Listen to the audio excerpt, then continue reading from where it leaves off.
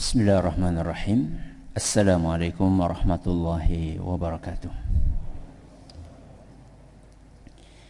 Alhamdulillahi wahdah, wassalatu wassalamu ala man la nabiyya ba'dah, wa ala alihi wa sahbihi wa man ittaba'a hudah ila yaumil qiyamah, amma ba'd. Kita panjatkan puja dan puji syukur kehadirat Allah subhanahu wa ta'ala.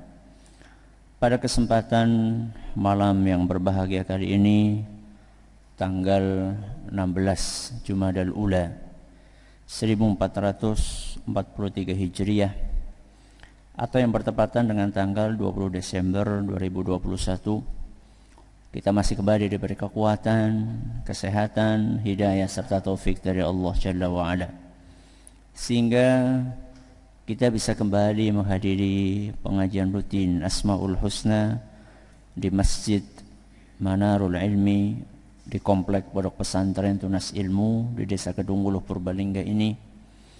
Kita berharap semoga Allah subhanahu wa ta'ala berkenan untuk melimpahkan kepada kita semuanya ilmu yang bermanfaat, sehingga bisa kita amalkan sebagai bekal untuk menghadap kepada Allah Jalla wa'ala. Allahumma amin. Salawat dan salam semoga senantiasa tercurahkan kepada junjungan kita Nabi Agung Muhammad sallallahu alaihi wasallam, kepada keluarganya, sahabatnya, dan umatnya yang setia mengikuti tuntunannya hingga di akhir nanti. Para hadirin dan hadirat sekalian kami hormati, dan juga segenap pendengar serta pemirsa yang dirahmati oleh Allah Azza wa Jalla. Pada pertemuan yang lalu kita telah menyampaikan sedikit mukaddimah tentang nama-nama Allah Azza wa Jalla yang akan menumbuhkan rasa tawakal kepada Allah Azza wa Jalla. Mulai hari ini kita akan mengkaji satu persatu dari nama-nama tersebut, dan akan kita awali dengan membahas nama Allah Al-Latif. Kenapa? Al-Latif. Biasanya kalau anak lahir namanya apa? Abdul Latif. Mari kita baca apa yang disampaikan oleh penulis di sini di halaman 42. Silakan yang punya kitabnya dibuka. Iqra. Bismillahirrahmanirrahim. Qala al-muallifu asy-Syaikh Abdul Aziz ibn Nasir al-Julayl hafizahullahu ta'ala. Al-Latifu jalla jalaluhu. Qala Allah azza wa jalla la tudrikuhu al-absar wa huwa yudrikul absar wa huwa al-latiful khabir. Pertama, seperti biasanya penulis membawakan dalil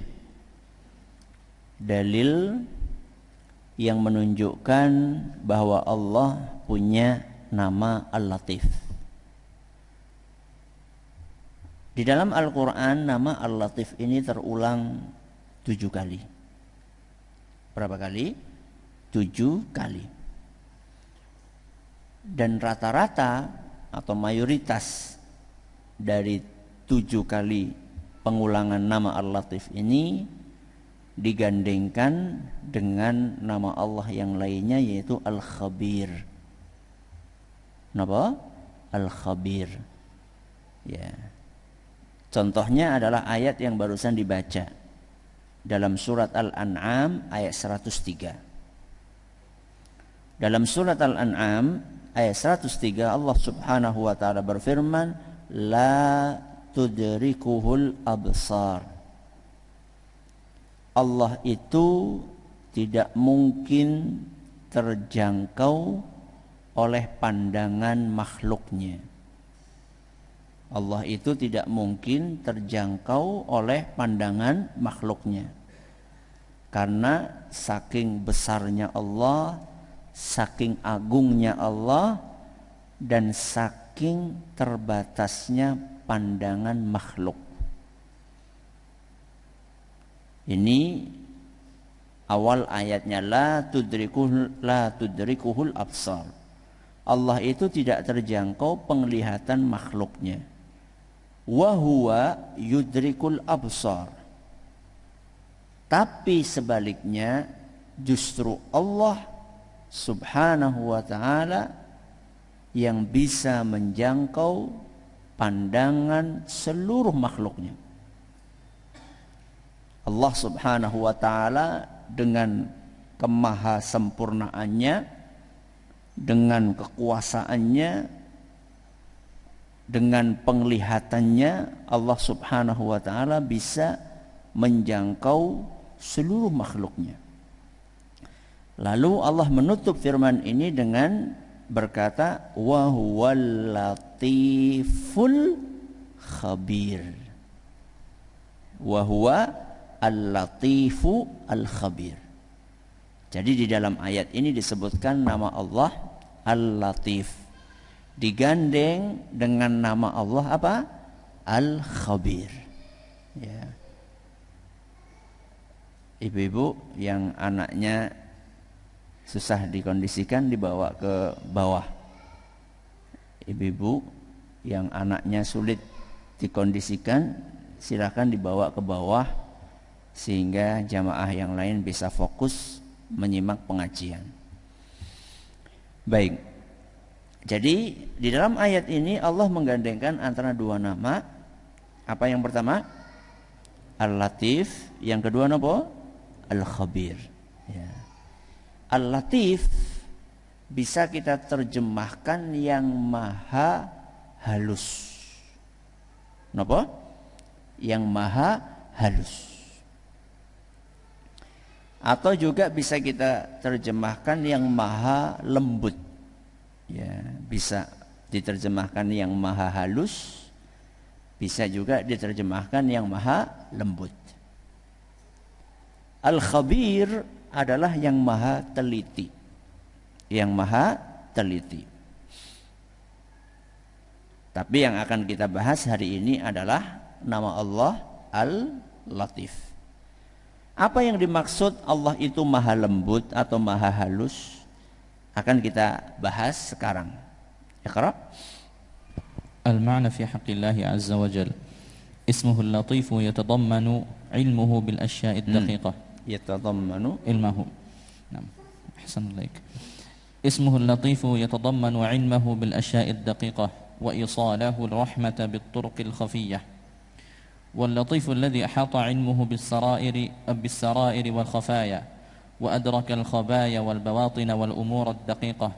اللطيف بعباده المؤمنين الموصل إليهم مصالحهم بلطفه وإحسانه من طرق لا يشعرون بها فهو بمعنى الخبير وبمعنى الرؤوف.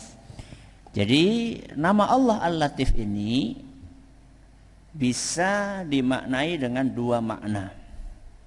Bisa dimaknai dengan dua makna. Yang pertama, kata beliau, yatadammanu ilmahu bil asya'id daqiqah, yaitu maha mengetahui hal-hal yang halus. Maha mengetahui hal-hal yang halus, yang tidak terlihat, yang rahasia, yang kecil-kecil. Ya. Ini makna yang pertama. Jadi Al-Latif maha halus artinya adalah Allah Subhanahu wa ta'ala maha mengetahui hal-hal yang halus-halus, yang kecil-kecil, yang detil-detil, yang rahasia, yang tidak diketahui oleh banyak orang. Sehingga jangan pernah berpikir bahwa Allah Subhanahu wa ta'ala tidak mengetahui ketika kita ngomong dengan teman kita sambil bisik-bisik. Ya. Ketika kita bisik-bisik sama teman kita, Pak anu ya, kayaknya kayak sugih banget anu nyupang dia. Sambil apa? Bisik-bisik. Gak didengar. Sama siapa? Sama orang yang digunjingi tadi. Tapi Allah Subhanahu wa ta'ala, sehalus apapun suara kita, selirih apapun suara kita, Allah tahu.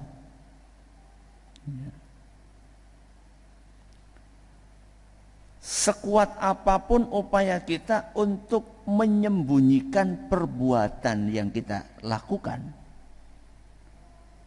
terutama perbuatan-perbuatan buruk, itu Allah tahu. Jadi sekalipun chat ya yang ada di HP sudah kita hapus karena takut HP-nya dibuka sama siapa? Istri, atau sebaliknya istri menghapus apa itu kalau apa namanya?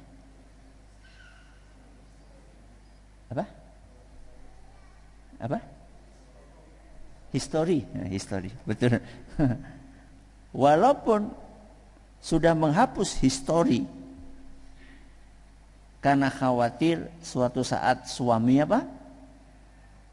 Ngecek, dihapusi. Sekuat apapun usaha untuk merahasiakan, Allah tahu. Gak ada suatu perbuatan pun yang tidak diketahui sama Allah Subhanahu wa ta'ala. Sehalus apapun, selembut apapun, serahasia apapun. Jangankan yang bisik-bisik, yang masih kita simpen di hati kita, yang baru terlintas di benak kita saja Allah tahu. Ya. Kita bermaksud baik atau buruk, Allah tahu. Kita sebenarnya ikhlas atau riya, Allah tahu. Jadi ketika kita mengatakan nyung ikhlas kok temenan, padahal sebenarnya di hati kita itu tidak ikhlas, Allah tahu. Walaupun kita bisa mengelabuhi banyak orang dengan silat lidah kita, dengan kepiawaian kita dalam berbicara, Allah tahu apa yang sebenarnya ada di dalam hati kita. Itu makna yang pertama. Al-Latif adalah yang maha mengetahui hal-hal yang halus-halus. Makanya terjemahannya tadi napa? Maha halus. Yang kedua kata penulis, atau bermakna wa isalahur rahmah bituruqil khafiyah, atau juga bisa dimaknai yang mengantarkan rahmat kepada para hambanya dengan cara yang halus. Ini makna yang kedua, yang mengantarkan rahmat kepada siapa? Para hambanya dengan cara yang halus. Jadi Allah Subhanahu wa ta'ala ketika mencurahkan rahmat kepada para hambanya, kadang-kadang dengan cara yang jelas, ya, dengan cara yang gamblang, dan kadang-kadang Allah memberikannya dengan cara yang halus, yang saking halusnya kadang-kadang kita tidak segera menyadarinya, baru sadarnya nanti kemudian. Contoh misalnya, contoh ini pernah saya sampaikan di suatu kajian, tidak apa-apa saya ulang. Ada seorang jamaah pernah cerita ke saya, Ustadz, saya itu hadir pengajian saya maksudnya, itu unik ceritanya. Jadi suatu saat saya dalam perjalanan, kalau nggak salah dari Purwokerto, kemudian mau ke Banjar, mau pulang, kemudian karena di perjalanan terdengar suara azan, maka beliau pun mampir sholat di Masjid Agung. Sholat di Masjid Agung Purbalingga. Karena beliau sudah tahu tentang keutamaan sholat di soft terdepan, maka beliau pun juga begitu masuk ke masjid nyari soft di depan. Sebenarnya ketika beliau itu lagi sholat sunnah itu sudah merasa kok jamaahnya banyak banget ya, kok jamaahnya banyak banget. Beliau belum tahu kalau saat itu ada jadwal apa? Pengajian tafsir malam apa? Malam Kamis. Ya. Mungkin beliau pernah sholat di Masjid Agung di hari yang lain mungkin, tapi jamaahnya nggak terlalu banyak. Kok itu dia sudah merasa agak ini kok kayak aneh ya. Tapi beliau tetap aja soft di depan. Biasa setelah salam zikir itu sholat sunnah. Begitu beliau selesai sholat sunnah, jamaah sudah apa? Sudah merapat. Arab ngadeg isin. Ya, mau berdiri pergi malu. Enggak berdiri pergi, ini sudah pengen apa? Pulang. Akhirnya terjebak. Terjebak dalam pengajian. Akhirnya walaupun awalnya terpaksa, tapi kemudian beliau mungkin awalnya mungkin nggak terlalu fokus ya, karena aduh apa mau orang sholat nemburi dan mungkin seperti itu ya. Tapi kemudian alhamdulillahnya mungkin berapa menit kemudian mulai menyimak, mulai mendengarkan, terus suka. Ya. Yang sebelumnya nggak tahu ada pengajian tersebut, akhirnya terjebak dengan caranya Allah Subhanahu wa taala. Kemudian setelah itu setiap ada pengajian hadir, bahkan di sini pun ikut hadir. Jadi dapat hidayah menghadiri pengajian itu rahmat atau bukan?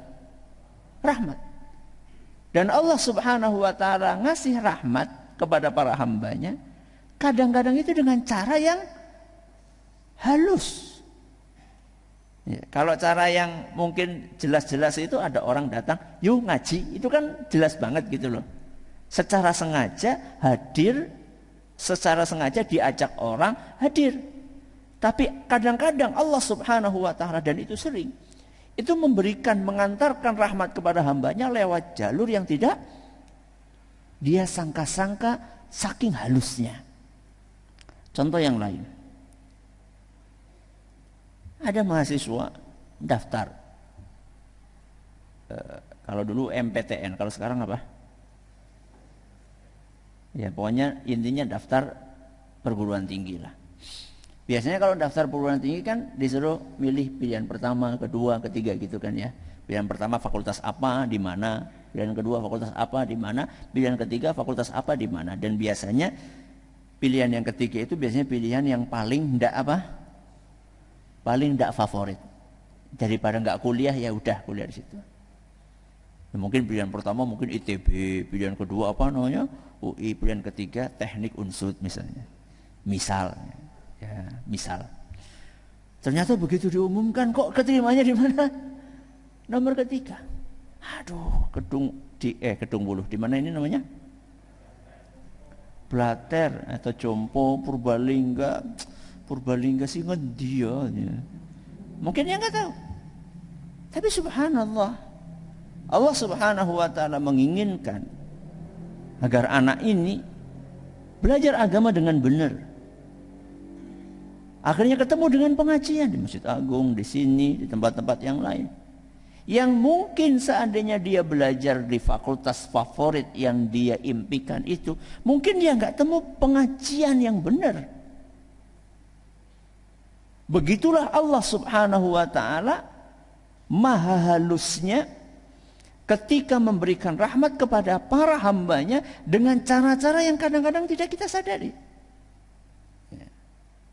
Dan nanti habis ini kita akan baca contoh-contoh kemahahalusan Allah kepada para hambanya.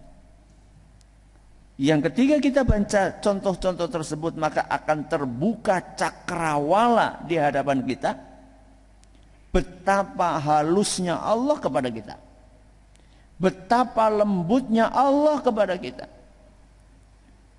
Dan mudah-mudahan setelah kita baca contoh-contoh tadi, kita jadi tidak mudah-mudah untuk menyalahkan Allah subhanahu wa ta'ala. Tidak gampang-gampang untuk protes dengan takdir Allah subhanahu wa ta'ala.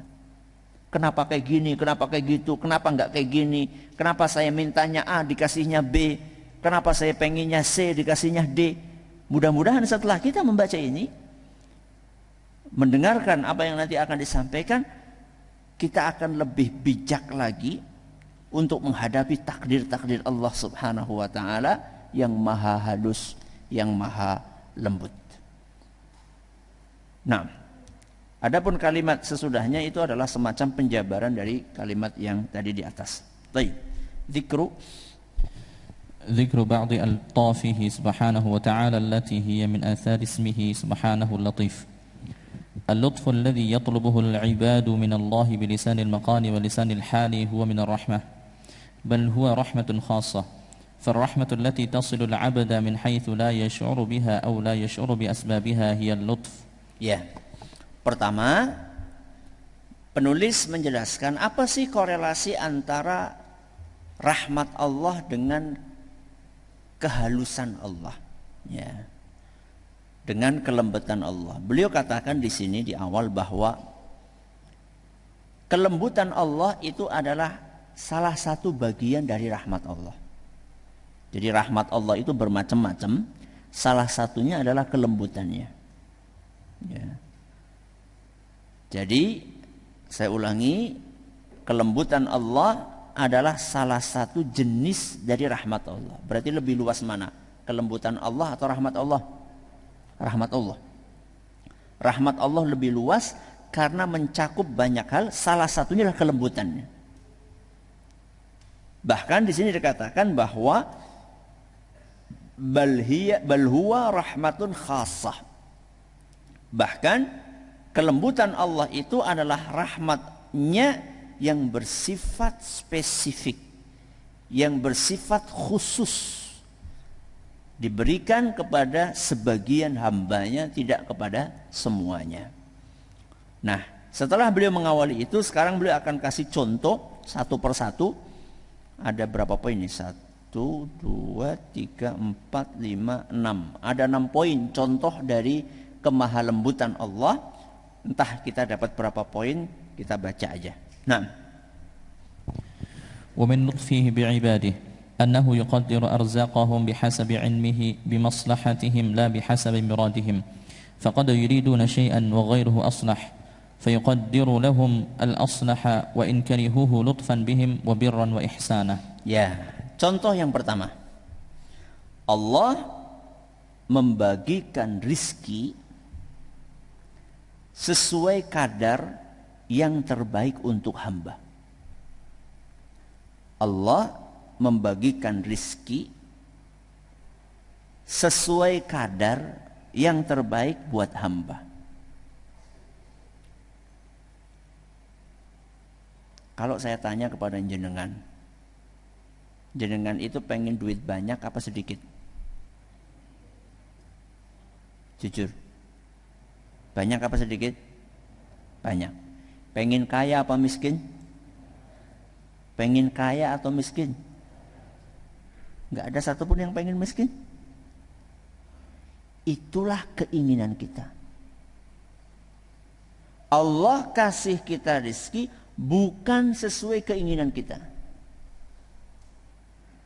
tapi Allah kasih kita rezeki sesuai dengan kadar yang terbaik untuk kita.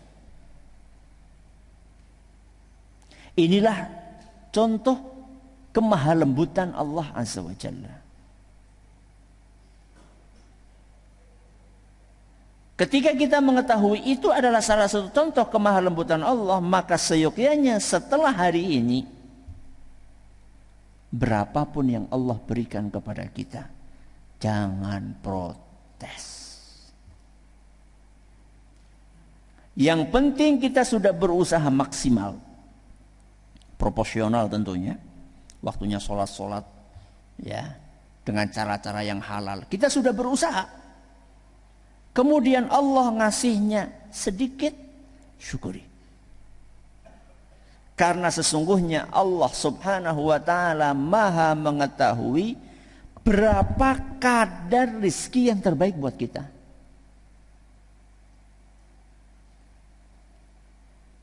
Mungkin hari itu kita mintanya banyak. Atau kita doanya, ya Allah jadikan aku orang yang kaya raya. Gak cuma apa? Kaya raya. Tapi Allah Subhanahu wa taala tidak takdirkan kita menjadi kaya raya. Jangankan kaya raya, kaya beora.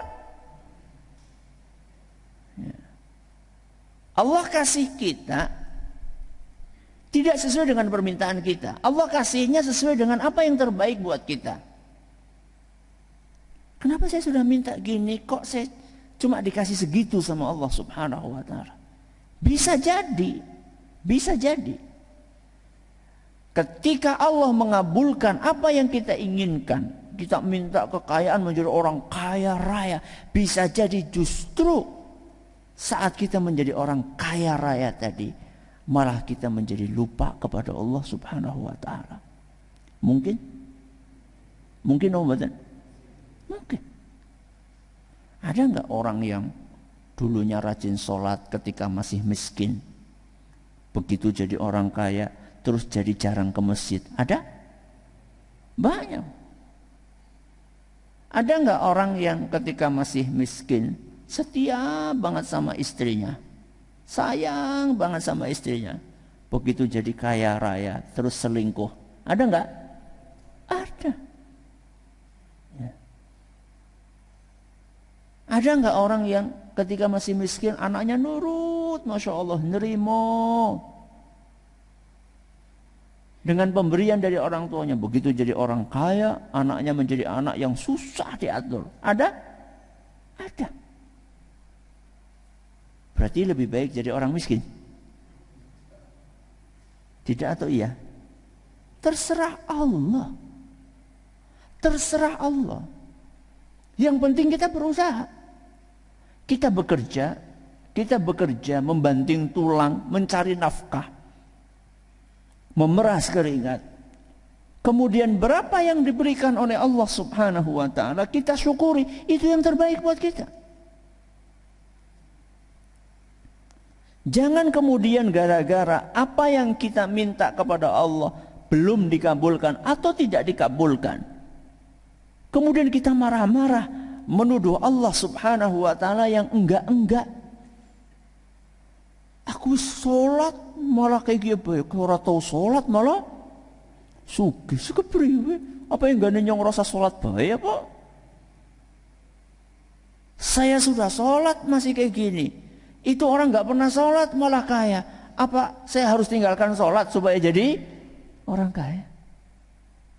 Justru Allah Subhanahu wa taala membagi rezeki itu tidak selalu sesuai keinginan kita, tapi Allah membagi rezeki kepada kita dengan kadar yang apa tadi?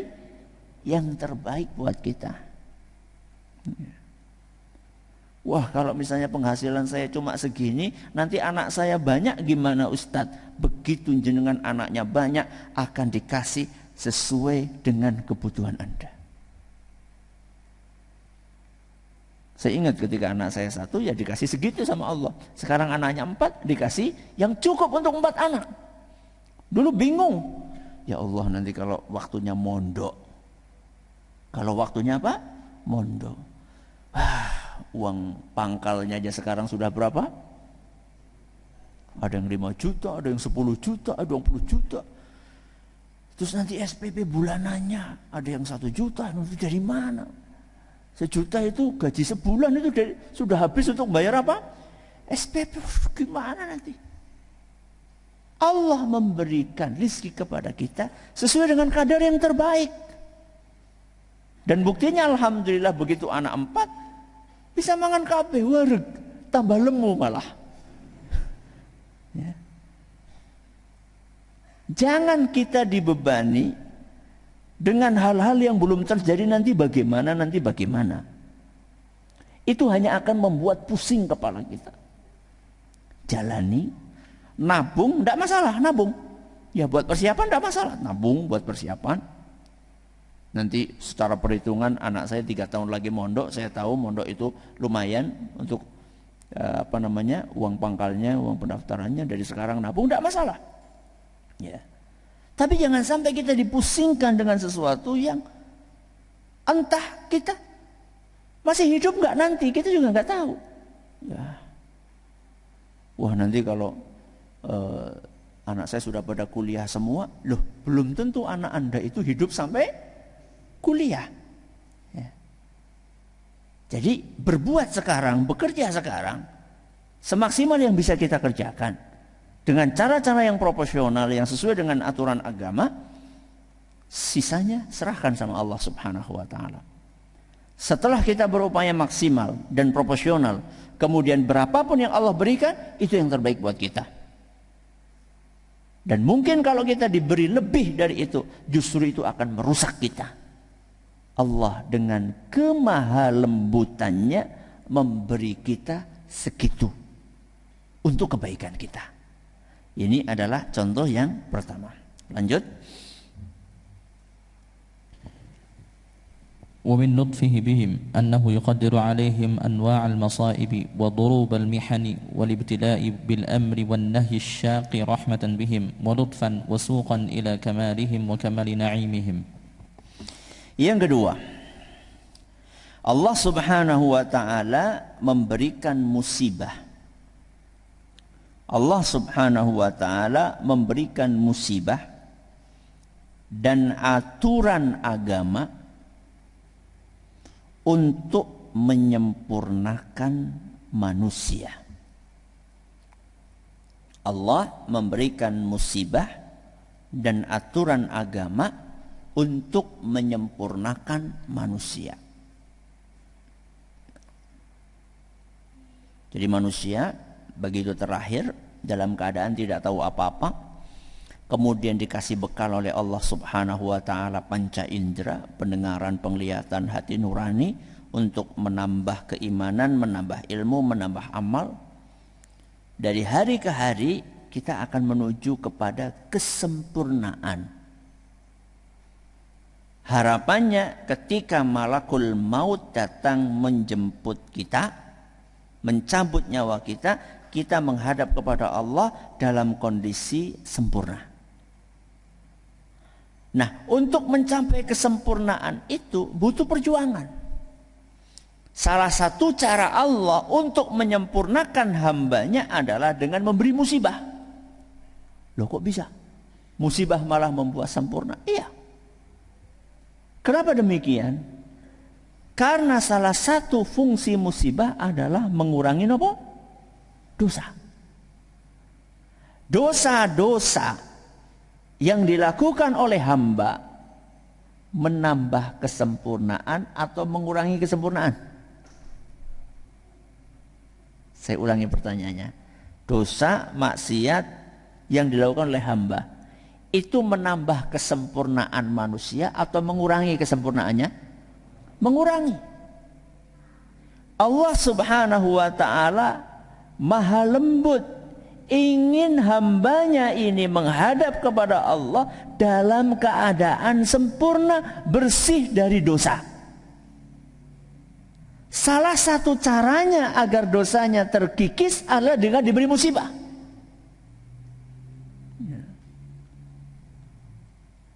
Berapa kali saya sampaikan. Jadi ada nanti di hari kiamat orang-orang yang kaget ketika dimasukkan ke surga. Kok levelnya tinggi banget? Dia merasa amalannya biasa-biasa aja.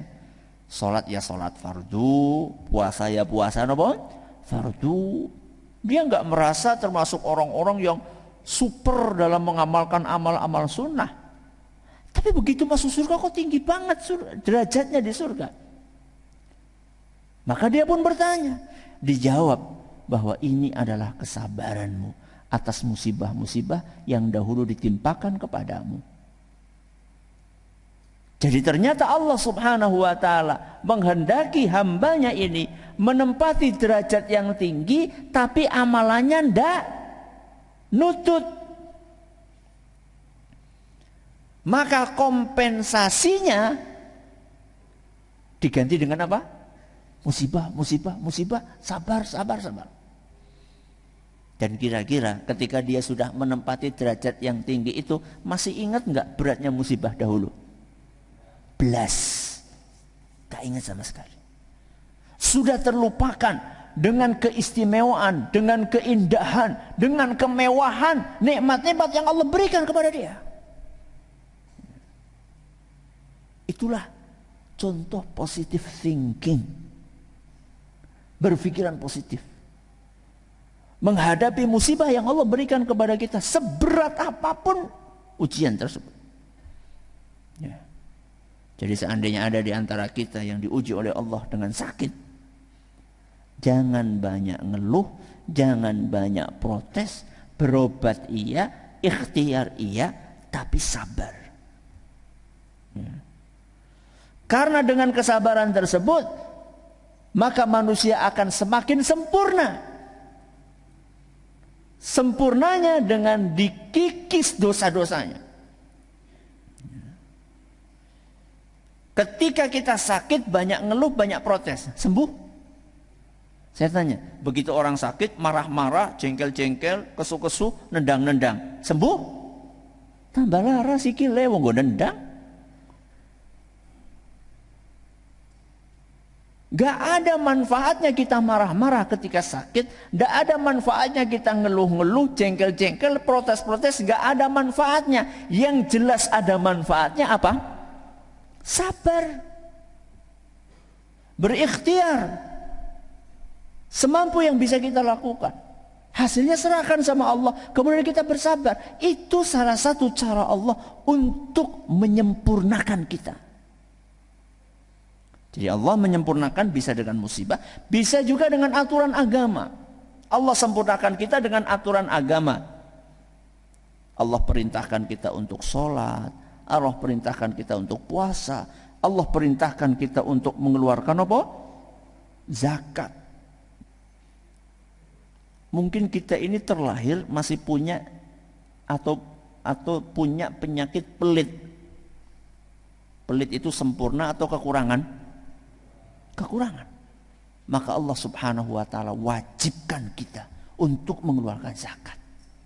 Supaya apa? Supaya sifat pelit itu terkikis dari kita sehingga kita bisa menjadi lebih sempurna. Ya.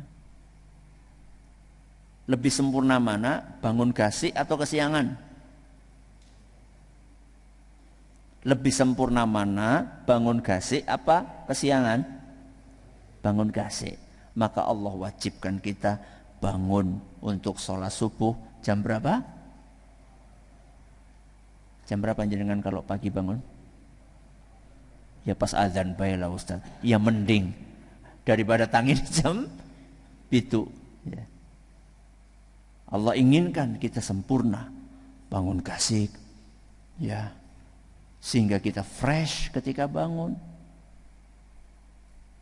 Allah Subhanahu wa taala perintahkan kita untuk baca Quran, untuk berzikir supaya waktu kita berkah.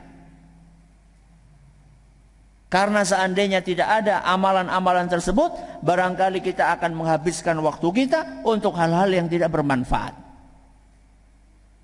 Oh, hari ini sudah selesai belum ya baca 1 juz jatah hari ini?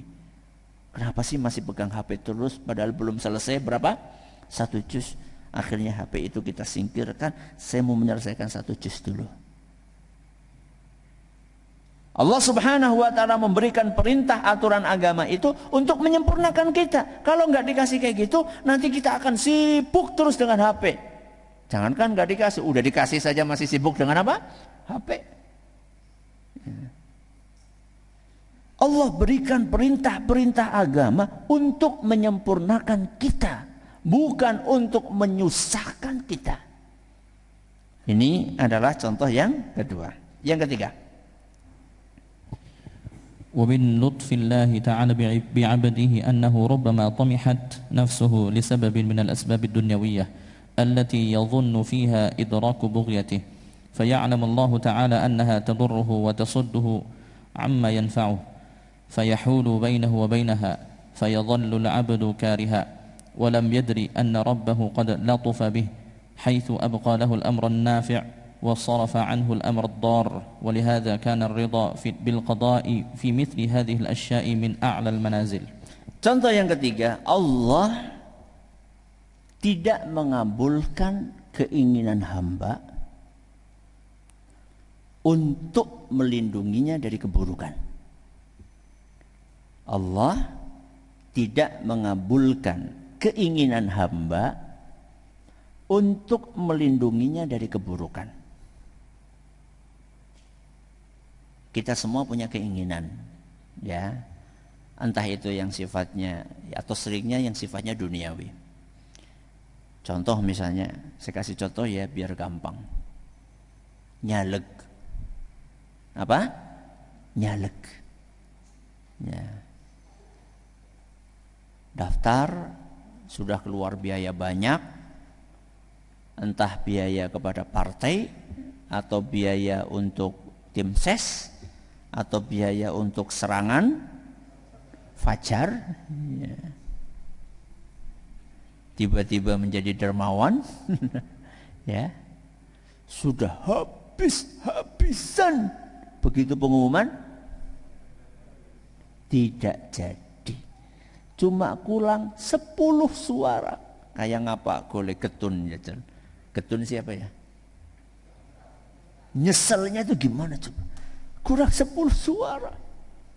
Ayo ngene, balik akan doge ngene. Ya wingi bar bagi-bagi ndok sih. Wis kadung dipangan tuku.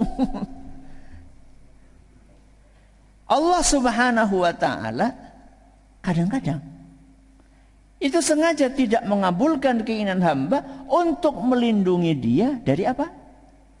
Dari keburukan. Loh, emang apa Ustaz? Mungkin saja. Kalau dia jadi beneran nyalon terus jadi, nggak lama kemudian ditangkap oleh KPK. Mungkin. Lebih milih mana? Jadi ditangkap KPK apa nggak jadi nggak ditangkap KPK? Ya jadi tapi nggak ditangkap KPK. Mungkin saja Allah seperti itu. Jadi berpikir positiflah. Siapa yang menakdirkan Anda tidak jadi? Siapa? Allah Subhanahu wa taala. Ya. Ketika Anda sudah berusaha untuk mencapai tujuan tersebut dan Anda mungkin cita-citanya betul-betul tulus dan cara Anda sudah sebersih mungkin, nggak pakai suap-suapan, nggak pakai serangan fajar, ya hanya sekedar mengandalkan program-program yang terbaik. Ya. Anda sudah berusaha maksimal, kok ternyata nggak jadi? Bisa jadi itu adalah salah satu bentuk kelembutan Allah kepada Anda.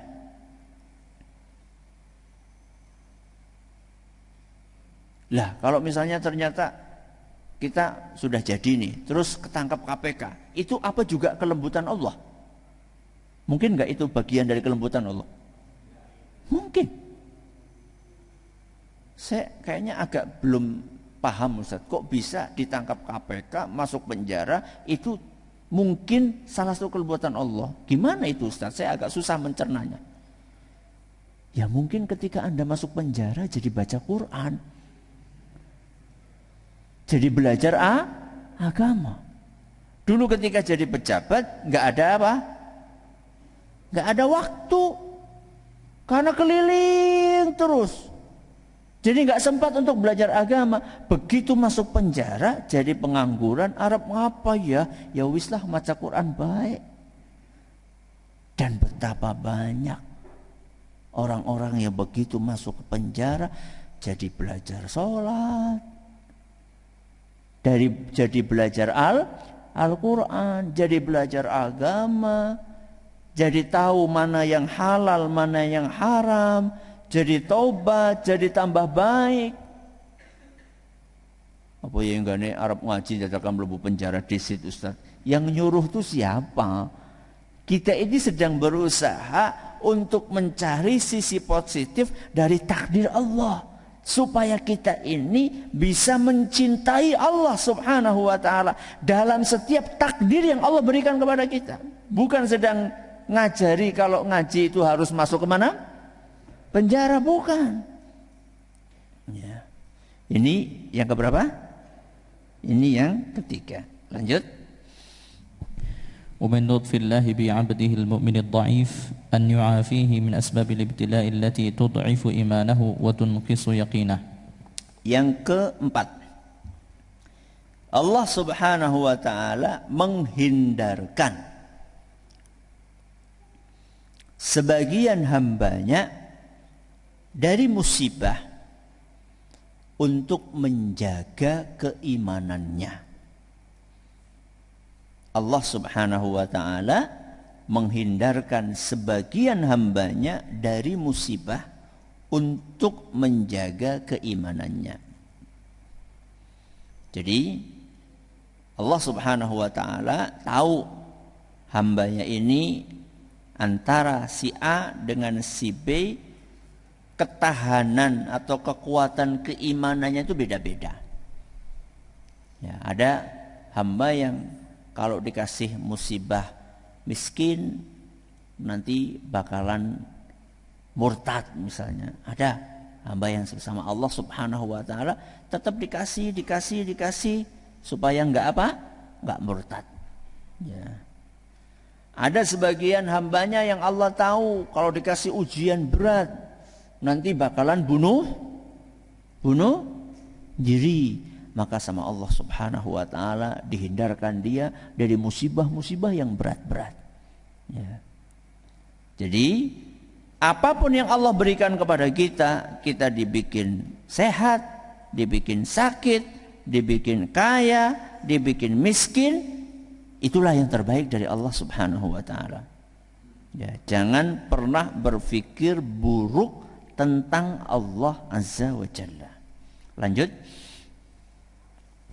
ومن لطف الله تعالى بعبده أن يجعل ما يبتليه به من المعاصي سببا لرحمته فيفتح له عند وقوع ذلك باب التوبة والتضرع والابتهال إلى ربه وازدراء نفسه واحتقارها وزوال العجب والكبر من قلبه ما هو خير له من كثير من الطاعات. Yang kelima, Allah menakdirkan hamba terjerumus kepada dosa. Allah menakdirkan hamba terjerumus kepada dosa agar ia tergugah untuk taubat. Agar ia tergugah untuk taubat.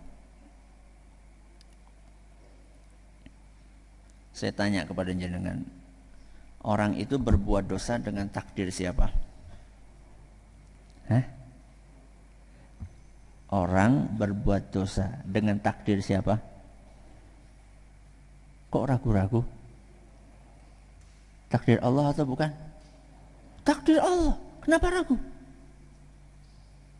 Bukankah Rasul SAW ketika mendefinisikan rukun iman, salah satu yang beliau sampaikan, wa antu'mina bil qadari khairihi wa syarrihi. Engkau beriman dengan takdir Allah yang baik maupun yang buruk. Salah satunya adalah yang buruk adalah perbuatan apa? Dosa. Tapi tidak ada satu takdir Allah pun yang tidak ada hikmahnya. Bahkan sampai perbuatan dosa yang dilakukan oleh hamba itu ada hikmahnya. Salah satu hikmahnya adalah agar dia tergugah untuk apa tadi? Taubat. Agar dia merasa bahwa dia itu adalah hamba yang penuh dengan kekurangan, sehingga tidak muncul perasaan sombong. Mungkin atau tidak orang beribadah terus sombong? Mungkin. Maka untuk menghancurkan perasaan sombong tersebut, Allah Subhanahu wa ta'ala salah satu caranya menakdirkan dia terjerumus kepada perbuatan dosa, terus dia merasa rendah di hadapan Allah, lalu dia bertobat dan memperbaiki diri, sehingga kondisinya semakin baik setelah melakukan dosa dan bertobat dibandingkan sebelum melakukan perbuatan dosa. Sudah habis ya, tinggal satu ini.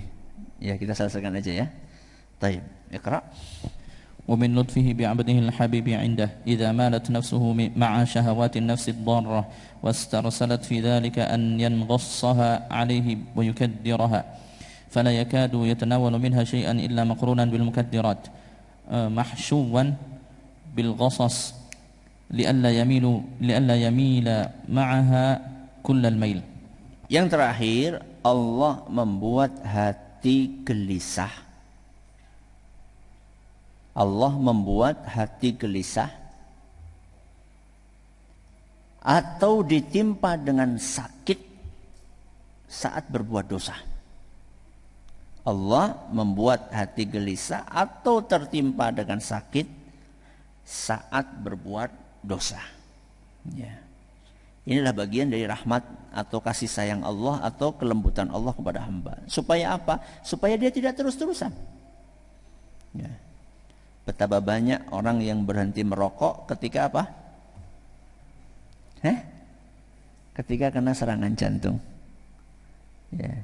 Lebih manut kepada dokter daripada manut kepada ustadz. Ya. Sudah sering banget ustadz mengatakan, ya sudah tuh, masa masih ngerokok, ngaji ngerokok bae. Apa ora izin? Ora ustadz, ora izin. Sudah berkali-kali dinasihati oleh ustadz. Begitu kena serangan jantung, pergi ke dokter, Pak, jenengan pengen sembuh? Nggih. Ampun ngerokok? Nggih. Manut. Ustadznya boleh ngomong berbusa-busa, orang manut. Begitu dokter ngomong, manut. Itu sayangnya Allah. Tapi apa enggak ninggalakan rokok kudu nunggu kena jantung? Ya jangan seperti itulah. Cukup kegelisahan di dalam hati kita saja. Ya. Jadi orang yang berbuat maksiat oleh Allah dibikin hatinya gelisah. Supaya apa? Supaya enggak betah untuk melakukan maksiat. Ya.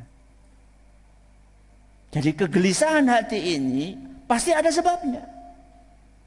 Kegelisahan hati itu tidak ujuk-ujuk, pasti ada sebabnya. Maka ketika hati itu gelisah, kita pikirkan apa yang barusan saya kerjakan.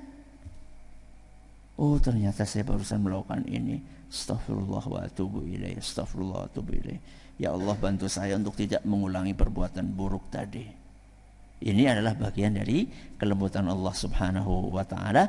Alhamdulillah kita telah menyelesaikan pembahasan tentang makna nama Allah Al-Latif. Dan pada pertemuan berikutnya kita akan mengkaji tentang buah manis mengimani nama Allah Al-Latif. Mudah-mudahan bermanfaat buat kita semuanya. Kita akhiri dengan doa kafaratul majlis. Subhanakallahumma wa bihamdika asyhadu an la ilaha illa anta astaghfiruka wa atubu ilaik. Assalamualaikum warahmatullahi wabarakatuh.